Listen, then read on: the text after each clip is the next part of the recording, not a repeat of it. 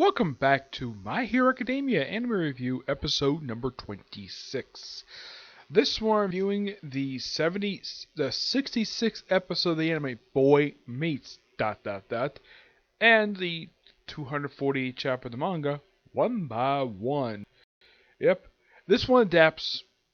Basically, what it does is part of a recap. They kind of loosely adapts like a little bit of like chapter 126. I'm not sure why they did this for, but they did. Mostly put, this episode just mainly just adapts 127, 128. It adapts it really well. With the exception of adding one scene here, and they add an extra scene, and there's a mention of another character, and there's like only one change, and that's toward the end of the episode. Because most of this episode is almost spot on. They do change some words here, and mostly it's the same thing.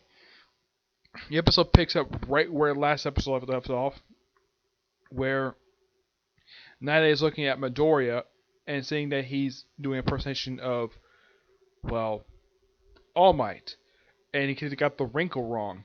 And he mentioned about the Gold and Silver Age merch stuff, and of course Midoriya basically sees the poster he really wanted to get my hands on, the 10th anniversary one, and he wanted to test him basically, seeing because, well, it's mostly the same after this. Like, you have Midoriya and Bubble Girl. Bubble Girl go out and get like a drink. Yeah, it looked like to get some coffee, canned coffee. Okay, and they're just sitting there, and he also mentioned he has two psychics work at his agency. Okay, yeah, he does. The second one does not make appearance in this episode. No, he does play a part later on in the arc as well. I will get, when the arc gets to him, yeah, it's a guy. I will talk about him. But right now I'm not going to talk about him because he has not shown up yet in this arc. It's only just two. This arc is only, it's only the second episode of this very arc. Yep. Of course, he had mentioned prior to the whole bring out his seal that he'd be able to basically do jobs, get paid, whatever, basically work study.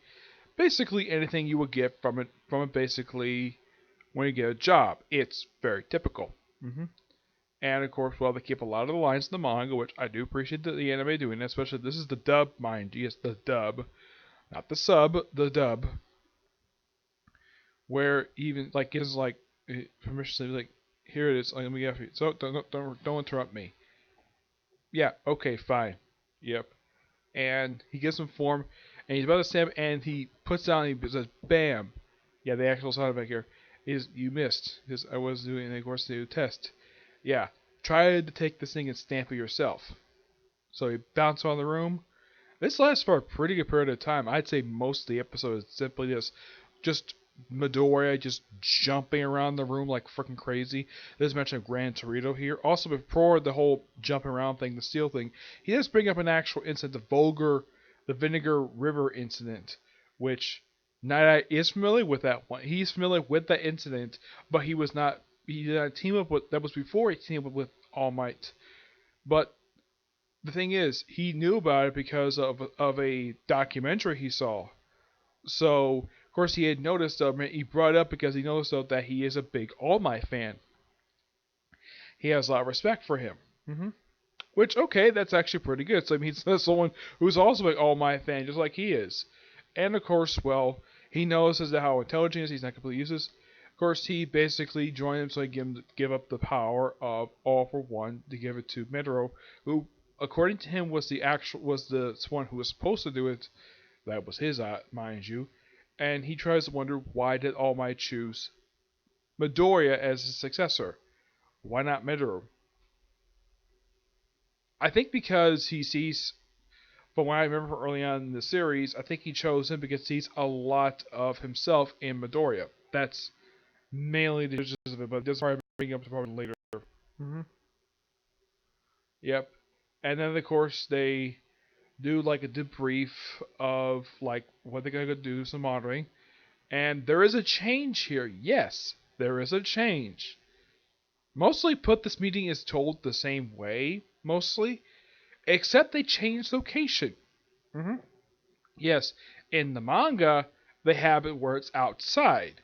In the anime they have it in Sir Night Eye's office, which I think this is a very appropriate change. I think it's perfectly fine. I mean, This is how meetings go. Like, you can't just have like a file like this out in the open. I'm sure the people who probably wrote this episode probably saw that. Like, hey, Arizoki, can we change this a little bit? Like, we'll keep everything else in, but can we change this location to someplace else? Like, nice, obviously. He's probably like, sure, okay. And it pretty much functions the same way. There's mention about the League of Villains. Sir, uh, this guy here, he shows up in the episode. And then we have sort of basically a post-credit scene where Midoriya we see Eri in her second appearance in the series. She actually made her first appearance in the last episode of the previous season. You can kind of call this her first actual appearance, but basically the episode was setting up her appearance here. You see her just running through LA away from Shin here. Of course, he had brought up the fact that he's been crimes together. He mentioned his encounter with the League of Villains from the previous episode, which, okay, that's interesting. Yep. And then pretty much like Eri just bumps into Midoriya, and then Shin shows up as like pretty much has the same exact line as the manga, which is this. Like, I had the manga book right here. It is where he says, "Shame on you, causing trouble for this nice hero." And of course, the long work day only just begun. Let's go home, Eri. Yep. I gotta point out though, that's actually pretty good. The fact they kept the end of the chapter completely intact. There's no really change there. I gotta say for this episode itself, it's really good. And I'm definitely looking forward to next week. Which now I should point out though, as this book is completely adapted. Yes, yeah, they finished this book and starting with next episode. Probably for the next probably about the next 4 episodes, they're gonna be adapting book. This is book 14 of the manga series, and starting with the very next episode, they're gonna be starting from book 16 for a little while. Yep. Now let's talk about the newest chapter of the manga, chapter 248. Yeah, 2 chapters away from hitting chapter 250. We have this great cover image of the Reku Squads on the case, which is basically made up of Otaku, Froppy, the female member of the Big Three, and some dragon person. I think this is supposed to be a friend. No, I don't know who that is, but that's the cover image. Chapter starts off with Deku just flying about. Of course, give a brief recap of pretty much like somewhat the series a bit, and talking about the guy he met not in the previous arc, but during the joint training exercise arc with Class 1B. Chased down criminal on a motorcycle, and of course Endeavor basically is the one who takes him down, no problem. And he brings out a fact about Endeavor. Every time he dashes his flames he emits flames from his feet. We saw he's probably taken the jet burn he used in Kyushu, compressing using his propeller self. I've got his quirk too, so I can tell how amazing it is.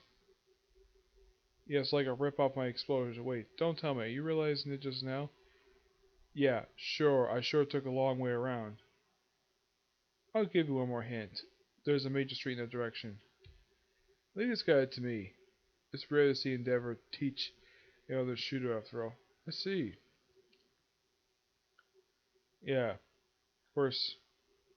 He mentions what happened in the Endeavor arc, in his own subtitle routine with Endeavor. Yeah, there's a mention in that here. When he fought Nemu and Dabi. And he says, Bakudo, you say you came here to learn why you came without doing it correct? Though your movement speed is quite good, it leaves nothing to be desired, for a rookie that is.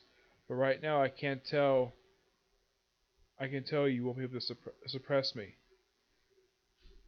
I told you more time in the winter will still use the excuse to help someone. You're not in school anymore. When you're too slow, you lose any points on your GPA. When you get lost, it's someone's life. And of course, it gets slowed down. Shudo, Bakudo, for now I'll give you the same assignment. Why I'm paired with this person is somehow connected to learning fist fire. Store up energy release. You must learn how to condense your power. And also draw out the maximum firepower in an instant. Then when you release it, you must focus it and release a single point. Focusing on one of these things first. Practice repeats until you can do it without thinking. Gotcha. Sounds like sounds like a trick you learn your trick behind your app shot. Why do you know the trick to it? I ain't coming closer, and don't come closer to me. And then they jumps and they got cut to on the rooftop. You're halfway through. You're already halfway through the requirements, Shudo. First, try focusing your flames on a single point. You're able to control the shape of your ice, correct? Make a mental apply to your flames. Deku. You're already able to momentarily raise your power level. Yes. Are you do it subconsciously? For full cow I can, but I still need contra air force. Then first things first. Be able to use the air force thing subconsciously. Forget about the secondary part of your quirk for now. But what about parallel thinking? Once I think about it. As part of your daily lives, everyone is able to use parallel thinking as process events concurrently. And they do without realizing. This chapter's got a lot of talking to it, but a lot of explaining. Talk about Driver. Talk about All Might. Take the foundation cultivating in school, and let's dig in here with me. In the best possible environment at the #1 Heroes Agency.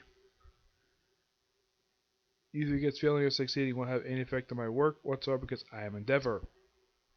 Thing is #1. And of course I cut to a week later. And Endeavor gets phone call. Hello Dad, are you working with Shooter right now? And he's even got friends with him, right? Why did you tell me? Second her I practically burst tears. Anyway, school's about to start, right? That happens once we won't have much time to spare. So if you like, why did you bring him along here today? I'll sparkle for dinner for everybody. I think this is supposed to be his daughter. I think it is, yes. What an interesting way. Okay. And then pretty much we're going to go on break for a while. We're going to have this. My Hero Academia return in Jump issue 50. Okay. I'm not really sure exactly how long that's going to be, but I'll probably find out when I look at the um, uh, the chapter gets released on the Shonen Jump app. Yeah. This is a good chapter. It does progress the story forward a little bit, not very much. It's mostly, if you look at it, it's tons of talking. Like, oh my gosh, it is tons of talking. When it comes to this particular art, this chapter itself, it's a lot of explaining. Like, oh my gosh, it's over a bunch of explaining and setting up stuff. It's mostly Endeavor explaining stuff and probably going to be more set up for more stuff for it. It just some a continuation of the last chapter, but the chapter at least is an interesting read. It's not terrible per se, but at least it's still pretty good. Okay, so yeah, that's it for this particular review. I'm gonna have one more review I get time to do today, and that'll be a review of the news chapter D Gray Man. And in case you're wondering, no, there will not be a review of Case Closed today, mainly because there's no new chapter today. In the episode today. Yeah, they're postponing to next week for some reason. Well, they released a remastered edition of an episode from like season 2. Yeah, I have no idea why, but they did. It's particularly quite stupid, but hey, they gotta drag the series out at some point before they finally get a chance to do another canon arc. Yep. But yeah, do see you next video. Bye.